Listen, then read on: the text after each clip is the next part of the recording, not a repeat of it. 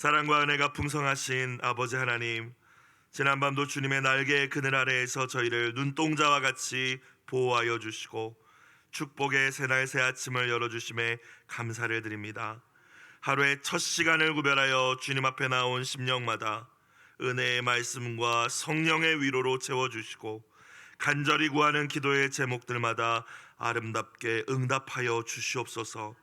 우리의 기도가 날마다 성숙하게 하시어 나의 뜻을 주장하기보다는 아버지 하나님의 마음을 더욱 깊이 깨닫게 하여 주시고 하나님의 꿈이 우리의 꿈이 될 수 있게 하여 주옵소서. 선한 목자 되시는 예수님의 이름으로 기도드리옵나이다. 아멘. 하나님 말씀 구약 열왕기상 2장 1절부터 12절까지 말씀입니다. 열왕기상 2장 1절부터 12절까지 말씀 합독하시겠습니다. 다윗이 죽을 날이 임박함에 그의 아들 솔로몬에게 명령하여 이르되 내가 이제 세상 모든 사람이 가는 길로 가게 되었노니 너는 힘써 대장부가 되고 너의 하나님 여호와의 명령을 지켜 그 길로 행하여 그 법률과 계명과 율례와 증거를 모세의 율법에 기록된 대로 지키라. 그리하면 네가 무엇을 하든지 어디로 가든지 형통할지라.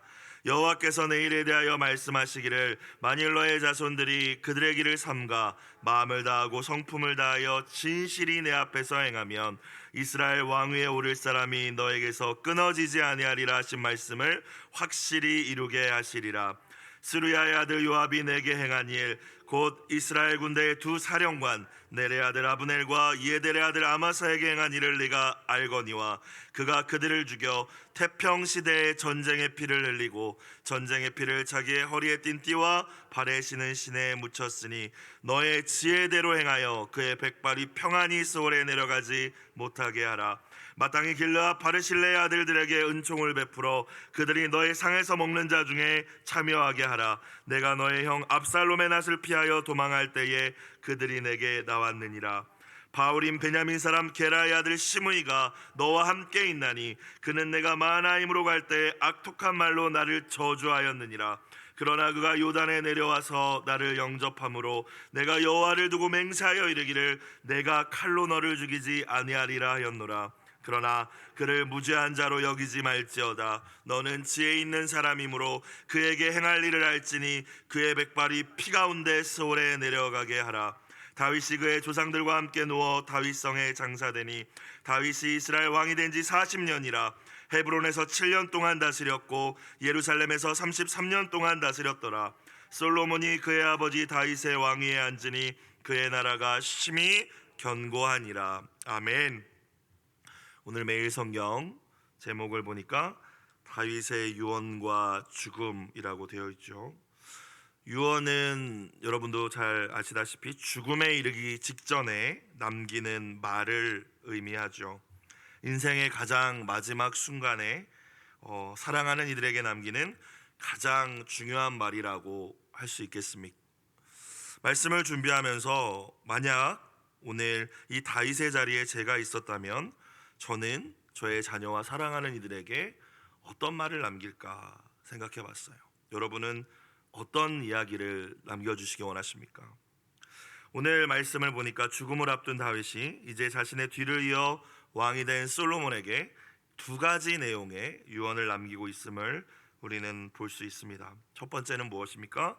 하나님의 말씀을 지키라는 유언이죠. 1절부터 4절까지의 내용이 그 내용입니다. 1, 2절을 다시 볼게요. 다윗이 죽을 날이 임박함에 그의 아들 솔로몬에게 명령하여 이르되, 여기서 명령은 간절히 당부했다라는 의미입니다. 2절, 내가 이제 세상 모든 사람이 가는 길로 가게 되었노니 너는 힘써 대장부가 되고.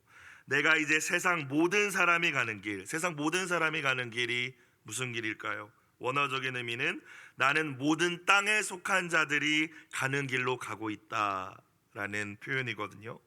죽음을 향해 가고 있다, 죽음을 임박하게 이 죽음 앞에 있다라는 성경적인 표현입니다. 여호수아도 그의 노로에 이스라엘 백성들 앞에서 나는 온 세상이 가는 길로 가고 있으니 라고 이야기를 했습니다. 이 말씀을 통하여서 우리는 다시 한번 이 땅의 삶이 영원하지 않음을 깨닫는 지혜가 있기를 주님의 이름으로 축복합니다. 다 알고 있죠. 사람이 죽는다는 것, 영원한 세계가 있다는 것, 죽음 이후의 세상이 있다는 것 알지만 우리가 또 말씀을 통하여서 다시 이 지혜를 얻기를 원합니다. 영원한 것처럼 이 땅을 살 때가 있기 때문이죠. 그렇기 때문에 진정한 지혜는 무엇입니까? 죽음을 준비하는 것입니다. 아니, 더 정확하게 이야기해서 죽음 이후의 영원한 삶을 준비하는 삶이 지혜로운 삶임을 깨달으실 수 있기를 주님의 이름으로 축원합니다. 무엇을 준비해야 될까요? 세 가지를 생각해 봤어요. 첫 번째, 우리가 이 땅이 영원하지 않기 때문에 영원한 우리가 영생을 준비한다면 첫 번째 가장 중요한 것은 예수님을 주인으로 모시고 동행하며 사는 일인 줄로 믿습니다. 그 일을 준비해야 됩니다. 이것이 준비되지 않으면 우리가 영원히 거할 곳을 결정하지 않습니까? 그 안에 예수가 있는가 없는가에 따라서. 그렇기 때문에 예수님을 주인으로 모시고 동행하며 사는 것, 그러니까 구원받는 것이 가장 중요하다는 것입니다. 특별히 저와 여러분의 사랑하는 이들 가운데 아직도 예수님을 주인으로 영접하지 않고 자기가 주인 되어 주님과 동행하지 않고 사는 분들이 계신다면 이 새벽에 더욱 간절히 기도하실 수 있기를, 또 명절이 다가오잖아요. 더 간절히 기도하실 수 있기를 주님의 이름으로 축복합니다. 그것이 이 땅을 잘 사는 것이기 때문이에요. 영원히 살 곳을 결정하는 일이기 때문이죠. 두 번째는 또 무엇이 있겠습니까? 이 땅의 삶은 영원하지 않기에 죽음 이후의 영생을 준비하는 삶, 이 재물들을, 보물을, 정확히 예수님은 보물이라고 하셨죠. 땅에 쌓아두지 않고 하늘 창고에 쌓아두는 삶인 줄로 믿습니다. 오해하지 마십시오. 헌금 많이 바치라 이런 의미가 아닙니다. 이 땅을 목적으로 살지 말라는 거예요. 이 땅 창고에 쌓아두는 것을 목적으로 만족하지 말라는 것입니다.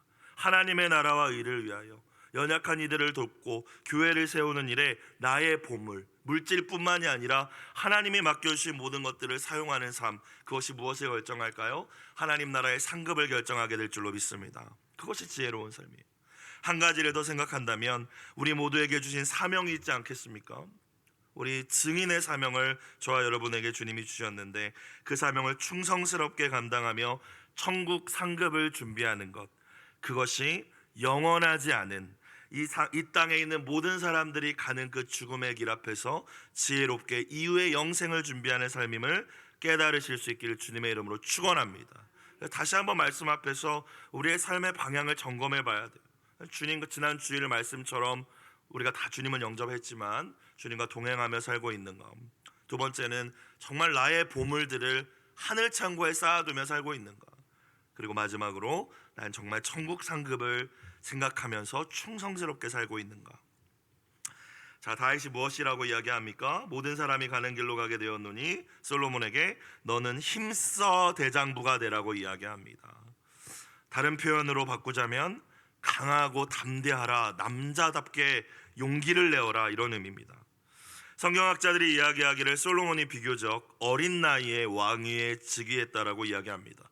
20세 이전일 거라고 추측을 하죠. 다윗 왕이 죽기 전까지는 아마 다윗이 많은 부분들을 도와주며 섭정을 했을 것 같아요. 아도니아가 반역할 시기에 침상에 누워 있었지만 아마 다윗이 잠시 건강을 회복하는 시기가 있었을 것이라고 이야기를 합니다. 근거는 역대상 23장 이후에 보면 솔로몬이 왕위에 즉위한 이후에도 다윗이 대외적인 활동들을 하거든요. 백성들이 모인 자리에서 연설을 하기도 하고요. 그런데 이제는 정말로 솔로몬이 이스라엘의 지도자로 홀로 서기를 할 때가 됐다는 것입니다. 그래서 무엇보다 솔로몬에게 강하고 담대하라 이야기하죠. 너의 안에 두려움을 물리쳐라 라고 이야기하고 있습니다. 모세를 이어서 지도자가 된 여호수아에게 하나님께서 주셨던 말씀과 동일한 말씀이죠. 항상 하나님을 의지함으로 강하고 담대할 수 있는, 우리 안에 두려움들을 물리칠 수 있는 저와 여러분이 되시기를 주님의 이름으로 축복합니다. 그러면서 이제 정말 당부하고 싶은 말은 3절에 있죠. 3절 다시 볼까요? 너의 하나님 여호와의 명령을 지켜 그 길로 행하여 그 법률과 계명과 율례와 증거를 모세의 율법에 기록된 대로 지키라. 지키라는 말이 2번 반복되지만 우리말로는 다 지켜라고 표현되어 있지만 원어적인 의미는 좀 차이가 있습니다. 앞부분에 너의 하나님 여호와의 명령을 지켜 할 때 이 지켜는 영어로 keep입니다. keep. 보존하다 빼앗기지 않다. 그래서 골대를 지키는 사람을 뭐라고 하죠? 골키퍼라고 하죠. 킵이에요. 먼저 솔로몬에게 남긴 가장 중요한 유언은 하나님의 명령, 하나님의 말씀을 파수하라, 지켜내라, 빼앗기지 말라. 즉 말씀의 파수꾼이 되라는 말씀인 줄로 믿습니다. 항상 너의 마음속에 간직하라는 거예요. 간직해야 그 말씀대로 나라를 다스릴 수 있고, 간직해야 그 말씀대로 살 수 있지 않겠습니까? 주일날 주님과 동행하라는 말씀을 간직해야 이 한 주를 주님과 동행할 수 있지, 그거 간직하지 않고 다 잊어버리면 어떻게 우리가 말씀대로 살 수 있겠습니까? 말씀의 사람이 되라는 이야기를 결국 솔로몬에게 다윗이 하고 있는 겁니다. 무엇을 의미할까요? 이스라엘의 진정한 왕은 네가 아니라는 거죠. 하나님이 진정한 왕이시기에 하나님의 대리자로 세워진 네가 무엇을 기준으로 이 나라를 다스릴 것이냐? 하나님 말씀대로 다스려야 한다. 그러기 위해서 첫 번째는 정치, 경제 여러 가지 잘 공부하고 준비하는 거 중요하지만 첫 번째는 말씀을 지키라고 오늘 이야기하고 있습니다. 저와 여러분이 우리의 자녀들에게 물려줄 신앙의 유산의 첫 번째는 말씀의 사람으로 세우는 것임을 이 아침 깨달으실 수 있길 주의 이름으로 축복합니다. 말씀을 지킬 줄 아는 사람이 되어야 됩니다. 듣고 잊어버리는 사람이 아니라 길가와 같은 땅은 소용이 없습니다, 여러분. 그렇죠? 간직할 수 있는, 지켜낼 수 있는, 새가 와서 씨앗을 빼앗아 먹지 않을 수 있도록 지켜낼 수 있는 믿음이 필요하죠. 그 길로 행하여 그 법률과 계명과 율례와 증거를, 법률, 계명, 율례, 증거 다른 단어를 사용하고 있지만 결국에는 율법이며 말씀이죠. 기록된 대로 지키라.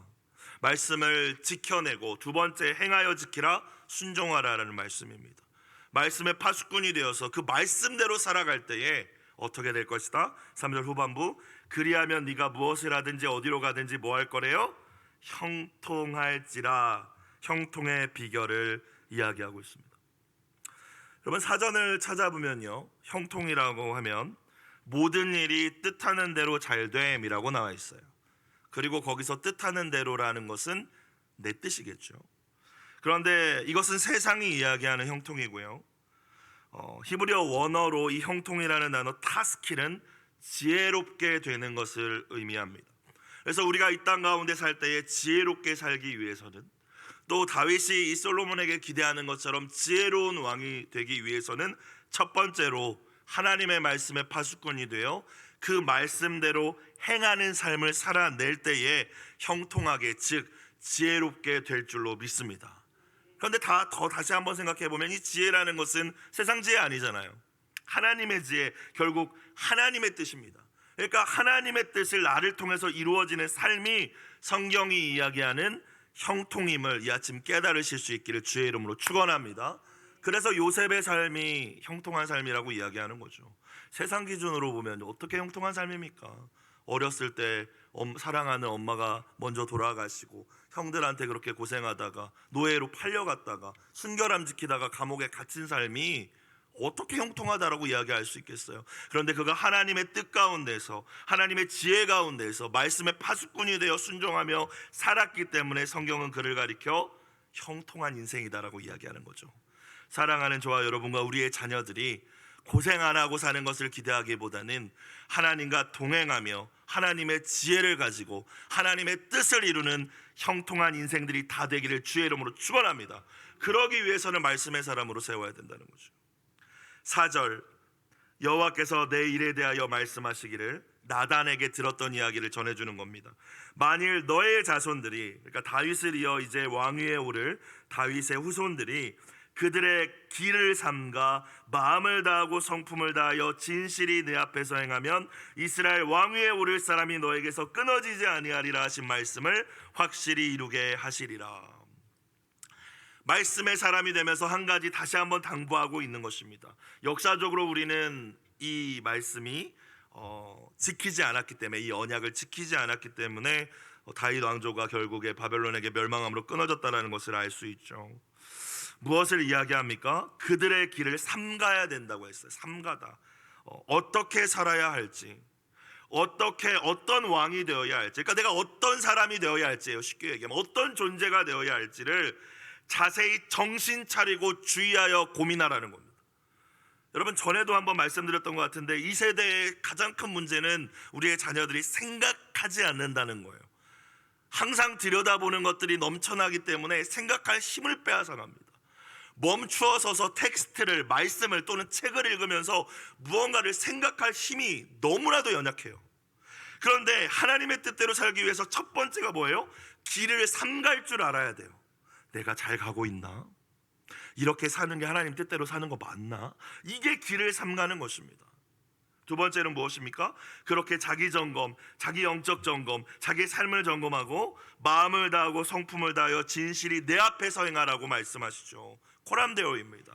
사람들 눈치 보는 것이 아니라 하나님 앞에서, 네가 왕이지만 너의 진정한 왕이 하나님이심을 기억하라는 것입니다.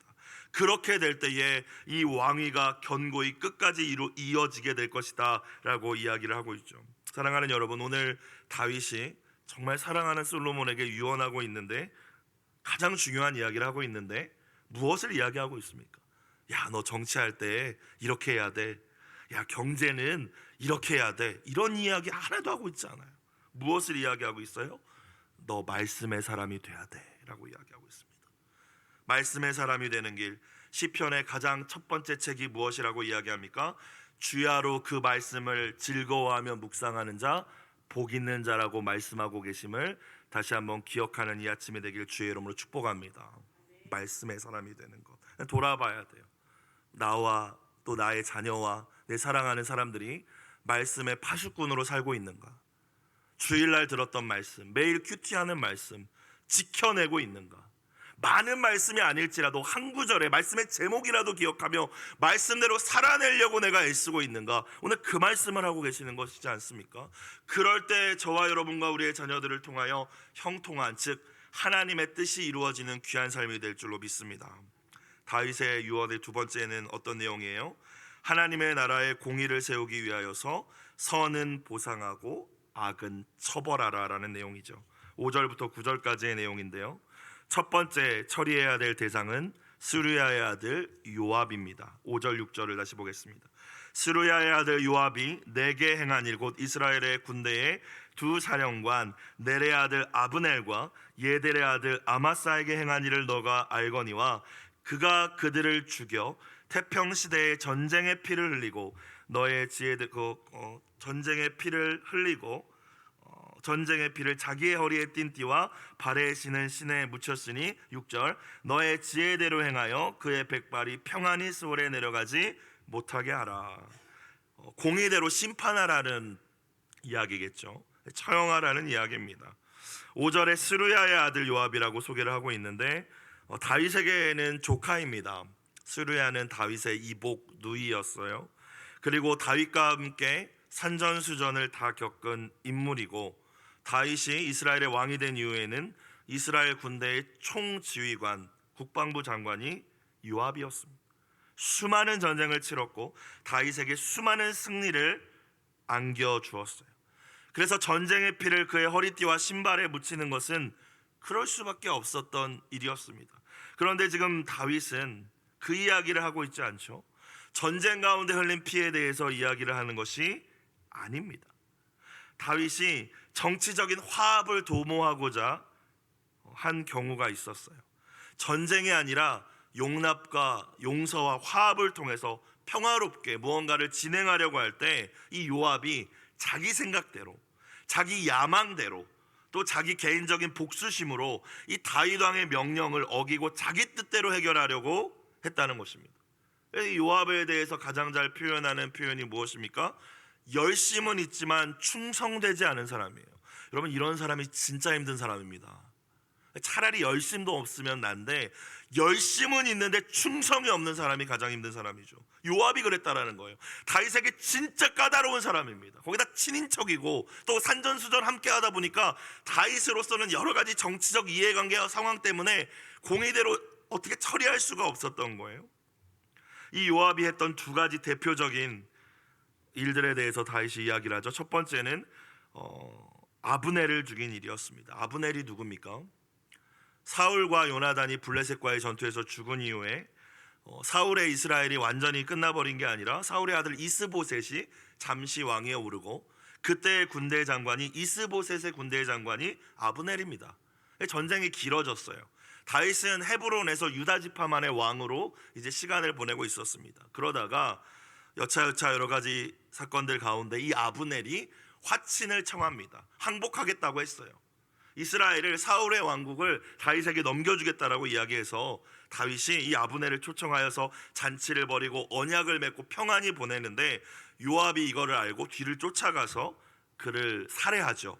그것도 정정당당하게 전투를 하거나 싸운 게 아니라 죽이지 않을 것처럼 회유하는 것처럼 하면서 몰래 칼로 찔러서 죽입니다. 개인적인 복수를 한 거예요. 왜냐하면은 이 아브넬이 요압의 동생인 아사엘을 죽인 일이 있었거든요. 그러니까 왕의 명령이 중요한 게 아니라 왕이 지금 원하시는 대로 내가 순종하고 충성하는 게 중요한 게 아니라 내가 중요한 거예요. 내가 왕인 것처럼 행동하는 거예요. 이 사건 이후에 다윗이 이렇게 이야기합니다. 사무엘하 3장 39절을 보니까요, 내가 기름 부음을 받은 왕이 되었으나 오늘 약하여서 스루야의 아들인 이 사람을 제어하기가 너무 어려우니 여호와는 악행한 자에게 그 악한 대로 갚으실지로다 하니라. 요압이 이랬다라는 거예요. 또 누구를 죽였다라고 이야기합니까? 아마시아를 죽였다라고 5절에 이야기하죠. 아마시아는 압살롬이 반역했을 때 압살롬의 군대 지휘관이었습니다. 그러니까 다윗은 마음이 정말 넓잖아요. 용서하고 그를 중용함으로써 정치적인 화합을 도모했다라는 거예요.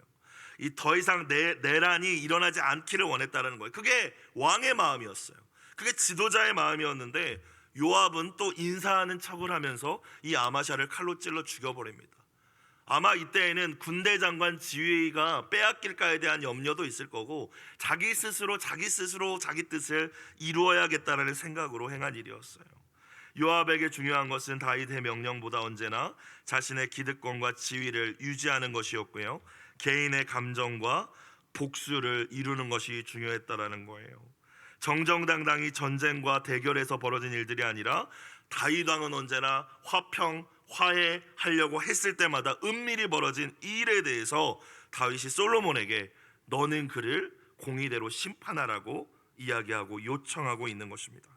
두 번째 사람은 누구입니까? 바르실레라는 사람이 등장하죠. 7절, 마땅히 길르앗 바르실레의 아들들에게 은총을 베풀어 그들이 너의 상에서 먹는 자 중에 참여하게 하라.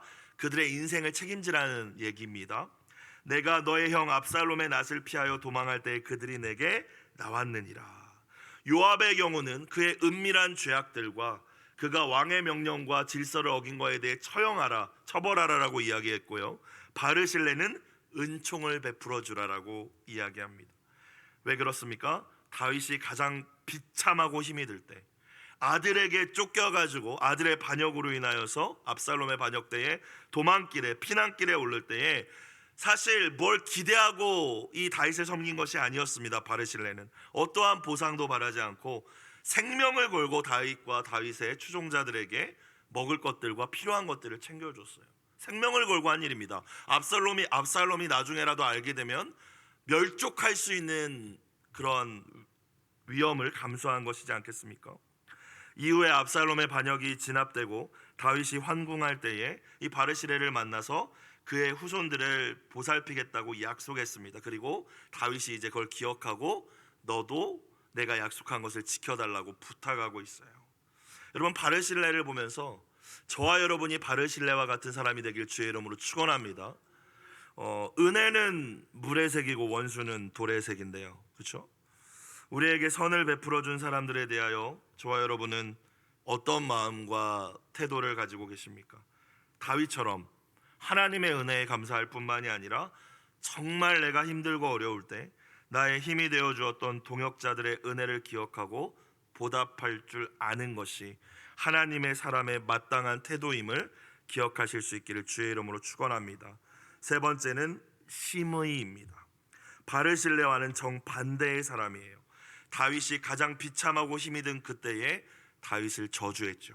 8절, 바울인 베냐민 사람 게라의 아들 시므이가 너와 함께 있나니, 예루살렘 근처에 살고 있었다는 이야기입니다. 그는 내가 마하나임으로 갈 때에, 내가 피난길에 있을 때에 어떻게 했어요? 악독한 말로 나를 저주하였느니라. 이 말이 참 사람을 죽이는 것 같아요, 그렇죠?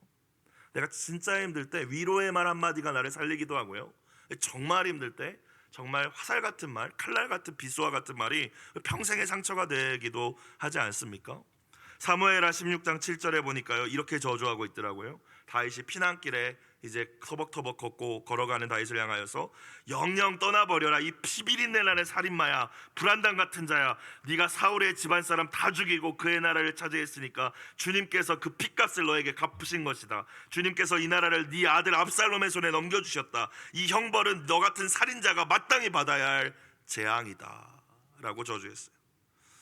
압살롬의 반역이 진압되고 다윗이 황궁할 때에 오늘 말씀을 보니까 요단에 내려와서 다윗을 영접했다라고 하는데, 이거는 진짜 뭐 다윗을 존경해서 회개하는 마음으로 영접했다기보다 목숨 구걸한 거죠. 그죠? 발등에 불이 떨어졌으니까요. 기회주의적인 모습이었습니다. 다윗은 내가 너를 죽이지 아니라고 맹세를 했죠. 그러나 9절 보시면, 그러나 그를 무죄한 자로 여기지 말지어다. 너는 지혜 있는 사람이므로 그에게 행할 일을 알지니 그의 백발이 피 가운데 스월에 내려가게 하라. 공의대로 심판하라고 이야기하고 있습니다. 우리가 오해를 하면 다윗 뒤끝 있네 라고 생각할 수 있는데, 사실 다윗은 개인적인 원한이나 복수심이 아니라 하나님의 나라로서의 이스라엘의 공의와 질서를 세우기 원했던 거예요. 필요한 조치들을 치르게 하고 있는 것입니다.